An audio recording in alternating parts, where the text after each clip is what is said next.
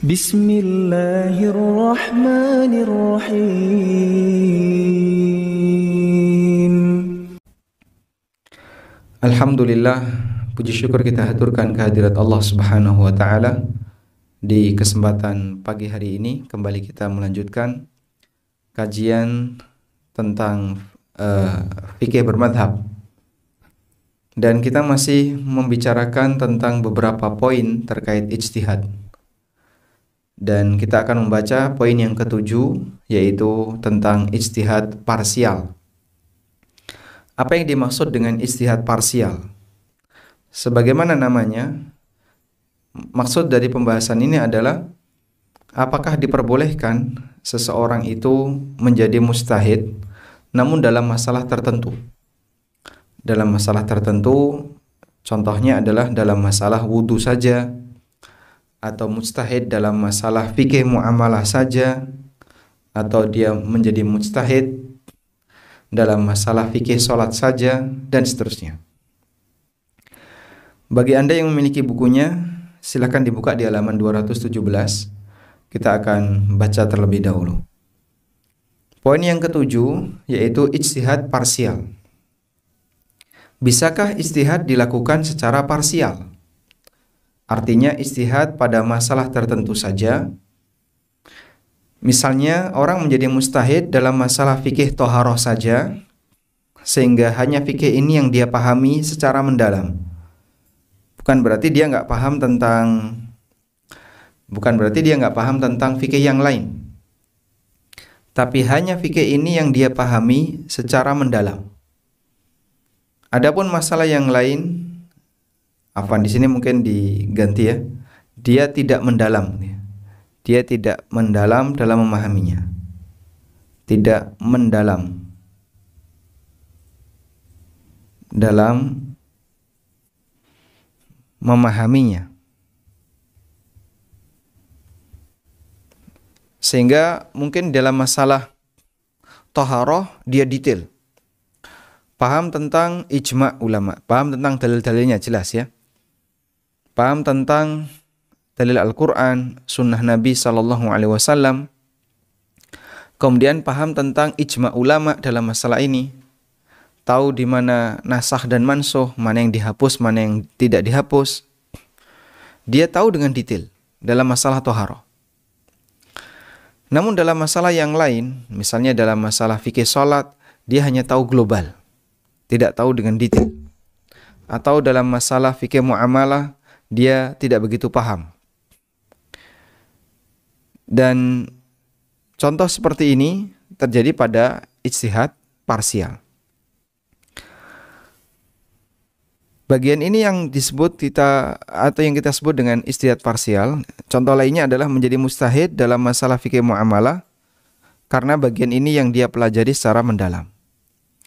Nah, selanjutnya ulama berbeda pendapat mengenai status mujtahid semacam ini.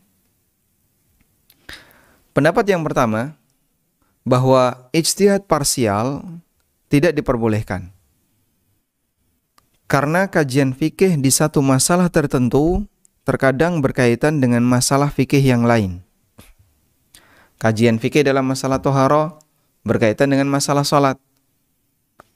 Kajian fikih dalam masalah sholat berkaitan dengan masalah toharoh. Dengan demikian, seorang mujtahid dituntut untuk memahami semuanya. Ini pendapat yang pertama. Pendapat yang kedua, bahwa ijtihad secara parsial dibolehkan, yaitu seseorang mendalami masalah tertentu dan hal-hal yang berkaitan dengannya. Dia mendalami masalah tertentu dan hal-hal yang berkaitan dengannya. Meskipun dalam masalah yang lain dia tidak memahami secara mendalam, tidak paham secara mendalam.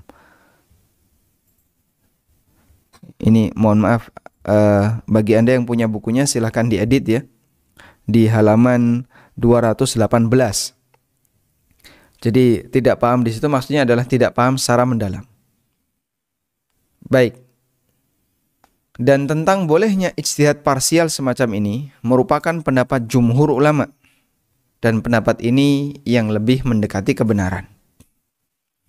Sehingga sekaligus kami ingin memberikan nasihat ya kepada teman-teman para talibul ilmi, mereka yang pembelajar dalam masalah ilmu agama. Barangkali kita bisa melatih diri untuk melakukan ijtihad parsial semacam ini dalam satu masalah tertentu yang cukup spesifik, yang lebih terbatas. Misalnya, kita ingin belajar tentang, saya ingin tahu detail ya, tentang zakat fitrah misalnya. Tentang zakat fitrah. Dia kumpulkan semua keterangan tentang zakat fitrah. Baik yang berasal dari Al-Quran, kemudian hadis Nabi SAW, mawatinul ijma', di mana posisi-posisi ijma'. Kemudian dia paham nasakh dan mansukh. Kemudian dia pahami tafsir dari Al-Quran dan hadis itu. Lalu fatwa-fatwa para sahabat, ulama tabi'in. Dan ditambahkan dengan ikhtilaf yang terjadi di kalangan para ulama. 8 poin ini saya kira merupakan piranti yang paling penting untuk diketahui ketika ingin menjadi mujtahid. Kami tuliskan ulang bahwa untuk berijtihad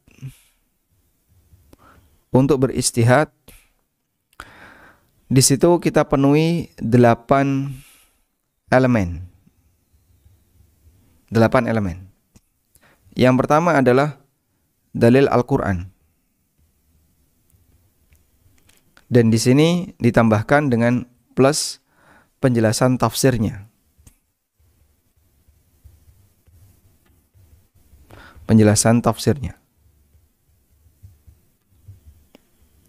Elemen yang kedua adalah dalil dari hadis plus tentu saja penjelasan dan syarahnya, penjelasan hadisnya.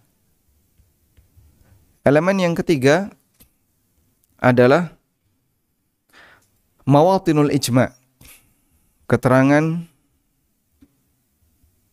ijma'. Mawatin al-ijma', keterangan-keterangan tentang ijma'. Dalam masalah ini ijma'nya ada apa saja ijma'nya? Dalam masalah ini ijma'nya apa saja? Yang ketiga adalah fatwa sahabat. Yang berikutnya adalah fatwa sahabat. Yang keempat ya, fatwa sahabat. Sudah? Kemudian juga fatwa generasi setelahnya. Fatwa ulama generasi setelahnya. Baik di kalangan tabi'in maupun tabi'in. Sehingga Anda bisa batasi sampai pada tingkatan zaman munculnya madhab. Sampai pada fatwa keterangan ulama madhab. Selanjutnya adalah tentang keterangan nasikh dan mansukh. Keterangan nasikh dan mansukh.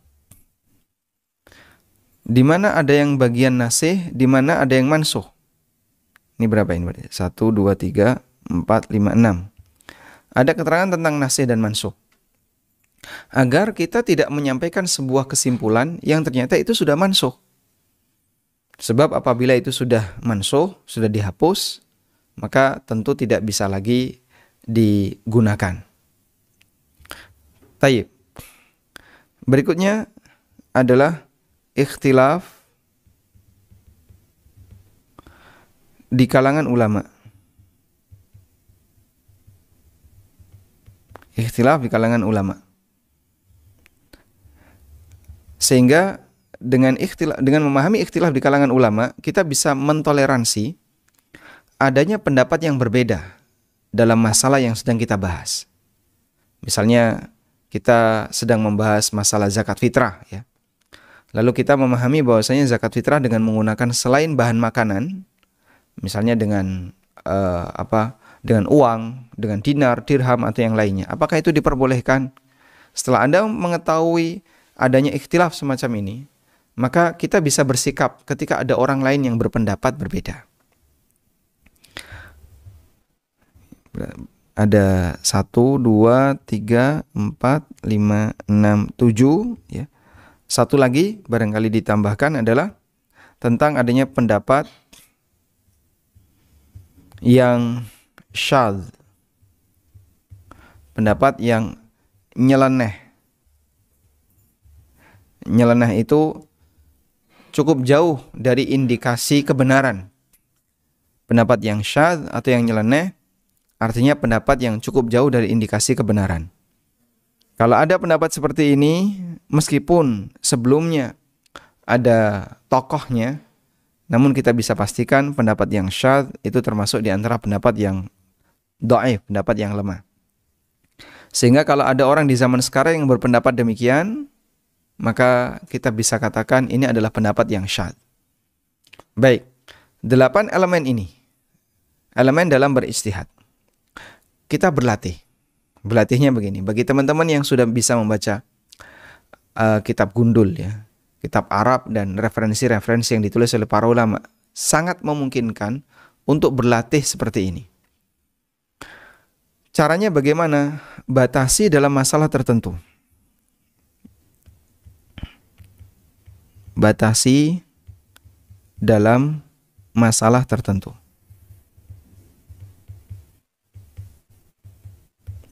Misalnya dalam masalah apa? Yang skopnya kecil. Berlatih untuk masalah yang skopnya kecil dulu. Contohnya, misalnya tentang zakat fitrah.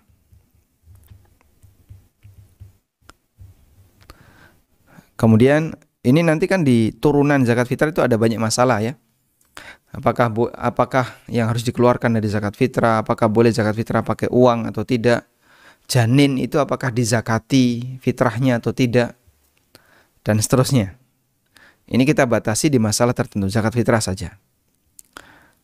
Atau misalnya masalah yang lain, saya ingin ngerti dengan detail tentang masalah hukum-hukum dan aturan dalam bersumpah.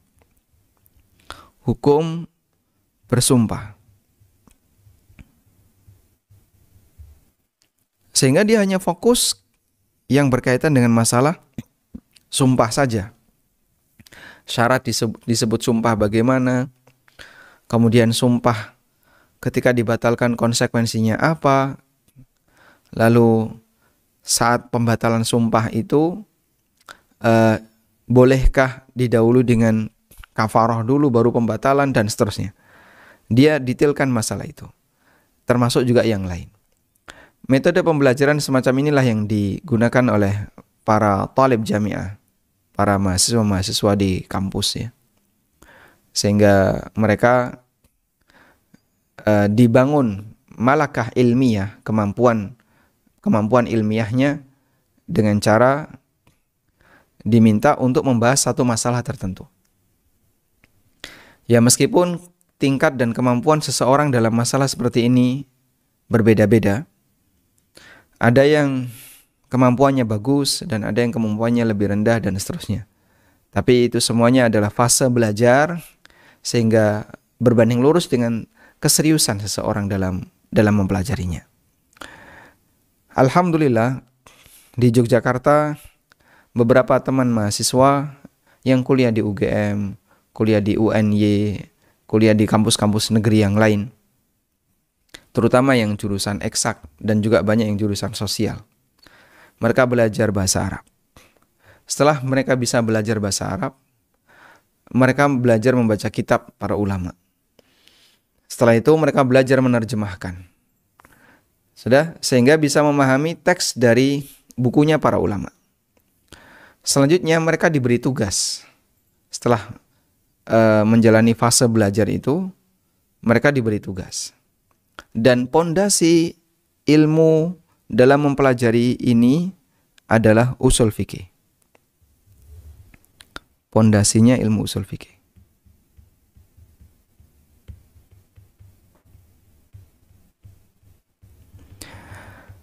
Siapa yang punya pondasi ini, maka dia tahu posisi minimal ya. Karena di ilmu usul fikih itu akan dikasih bimbingan. Kalau saya ingin belajar tentang masalah fatwa sahabat, kemana saya harus belajar? Referensi apa yang harus saya gunakan? Kalau saya pengen tahu tentang keterangan-keterangan ijma, referensi apa yang harus saya gunakan? Dan dia tahu kira-kira batasan ijma itu seperti apa. Klaim ijma yang diterima itu bagaimana? Kemudian apalagi terkait masalah penjelasan tafsir.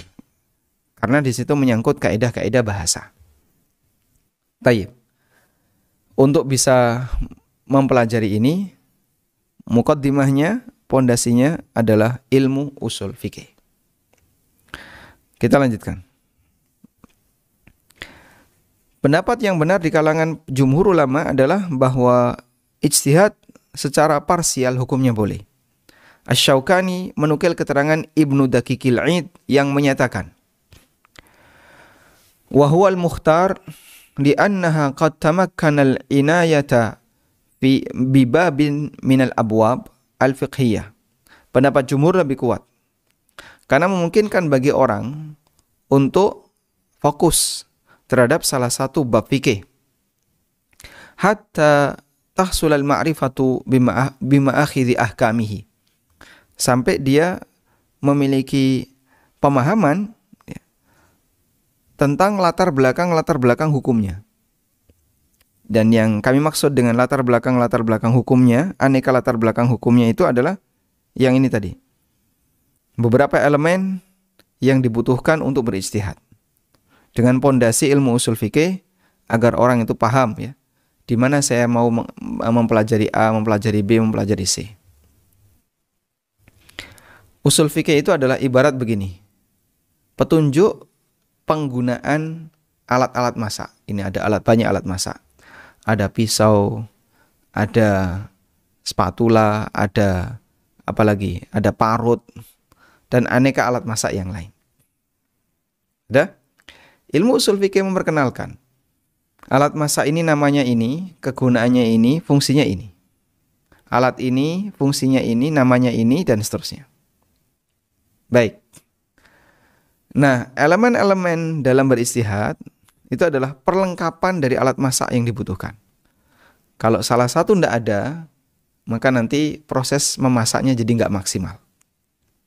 Dia belajar usul fikih, mempelajari elemen-elemen tadi, dan bahan-bahan baku yang akan dimasak. Bahan baku itu adalah dalil. Lalu nanti akan diproses agar bisa mendapatkan kesimpulan yang benar. Itu yang disebut dengan ma'akhid al-ahkam, ma'akhidul ahkam, yaitu latar belakang hukum-hukum.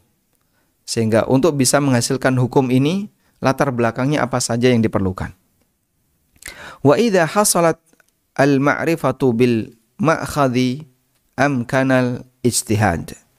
Ketika dia sudah memahami berbagai latar belakang, maka memungkinkan bagi dia untuk beristihad. Selanjutnya, jumhur memberikan beberapa alasan. Yang pertama, jika seorang ulama tidak boleh melakukan ijtihad secara parsial, itu artinya dia wajib memahami semua permasalahan fikih beserta dalilnya. Dan ini kondisi yang hampir tidak mungkin terjadi di dunia nyata di luar kemampuan manusia. Karena di luar kemampuan manusia. Ya. Kalau harus seperti itu, Masya Allah, hampir semua manusia tidak bisa melakukannya. Sekelas Imam Malik saja, kita sepakat bahwa beliau adalah mujtahid mutlak. Namun ketika beliau ditanya tentang 40 masalah, beliau hanya menjawab 4 masalah saja. 40 pertanyaan yang dijawab 4 pertanyaan. Sisanya beliau menjawab la adri, la adri, la adri. Ini ceritanya ada orang dari luar Madinah. Dia haji. Kemudian dititipi oleh masyarakat di kampungnya. Tolong nanti kalau ketemu Imam Malik di Madinah, saya tanya masalah ini, masalah ini, masalah ini. Dicatati. Totalnya sampai 40 pertanyaan. Lalu datanglah beliau menghadap Imam Malik dan menyampaikan bahwa saya berasal dari jauh dan masyarakat kami ingin mengetahui masalah-masalah tertentu. Mereka bertanya seperti ini, dibacakan satu-satu. Ketika Imam Malik tidak bisa menjawab, beliau mengatakan la adri. La adri, saya enggak tahu. Saya enggak tahu. Saya nggak tahu. Hanya 4 pertanyaan yang dijawab. Orang ini bingung. Ya Aba Abdillah, wahai Imam Malik, saya datang dari jauh. Dan apa yang harus saya katakan kepada masyarakat kalau ternyata yang dijawab cuma 4, lainnya nggak ada yang dijawab? Maka Imam Malik mengatakan, Qul lahum inna Malikan la yadri. Sampaikan kepada mereka, Imam Malik tidak tahu. Beliau tidak malu untuk mengatakan tidak tahu. Meskipun beliau adalah sekelas ulama yang sangat besar. Selain itu kita bisa melihat betapa sering Imam Asy-Syafi'i tidak bisa menjawab alias tawakuf ketika ditanyai tentang beberapa permasalahan fikih. Demikian halnya yang terjadi pada para sahabat radhiyallahu taala anhu. Sehingga mengharuskan orang harus mengetahui semua masalah fikih itu hampir mustahil dilakukan. Baik. Alasan yang kedua, ketika seorang alim memahami satu bab dalam kajian fikih, lalu dia ditanya tentang apa yang sudah dia ketahui, dia berhak untuk memberikan jawaban sesuai ilmunya. Namun, pada bagian yang tidak dia ketahui, dia terlarang memberikan jawaban. Ketika dia tidak tahu, itu tidak menggugurkan status ijtihadnya terhadap perkara yang sudah dia ketahui. Sehingga si A misalnya, dalam masalah ilmu fikih, dia tahu A, B, C. D, E, F dia nggak ngerti. Dia ditanya tentang D, E, F. Dia jawab, saya nggak tahu. La adri, saya nggak ngerti. Sudah? Apakah kemudian ilmu dia pada A, B, C jadi gugur? Tidak. Tetap dia disebut sebagai orang yang berilmu dalam masalah A, B, C. Di Indonesia ada sebagian ustadz yang Masya Allah beliau hanya fokus muamalah. Sementara fikih yang lain, beliau jarang sekali kita jumpai menyampaikan keterangan tentang itu. Hanya fokus masalah muamalah. Ada juga yang fokus masalah fikih keluarga. Sementara yang lain, beliau jarang kita dengarkan menyampaikan keterangan tentang itu. Sahabat Ibnu Mas'ud radhiyallahu anhu pernah mengatakan, Ya ayuhan nas, man alima syai'an falyakul bihi, wa man lam ya'lam syai'an falyakul Allahu a'lam. Wahai manusia, siapapun di antara kalian yang mengetahui sesuatu, maka sampaikan. Dan siapa yang tidak mengetahui, maka sampaikan Allahu a'lam.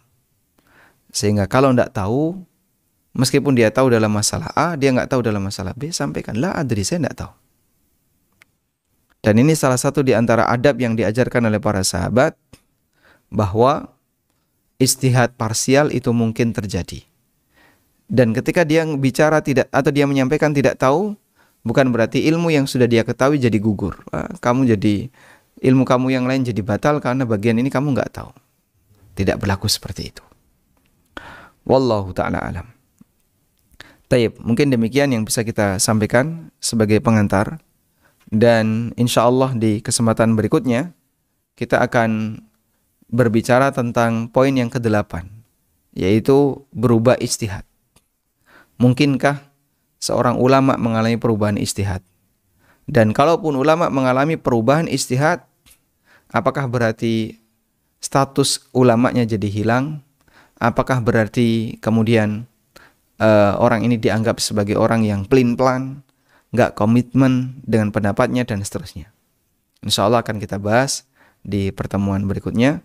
Wassallallahu ala nabiyyina Muhammadin wa ala alihi wa sahbihi wasallam.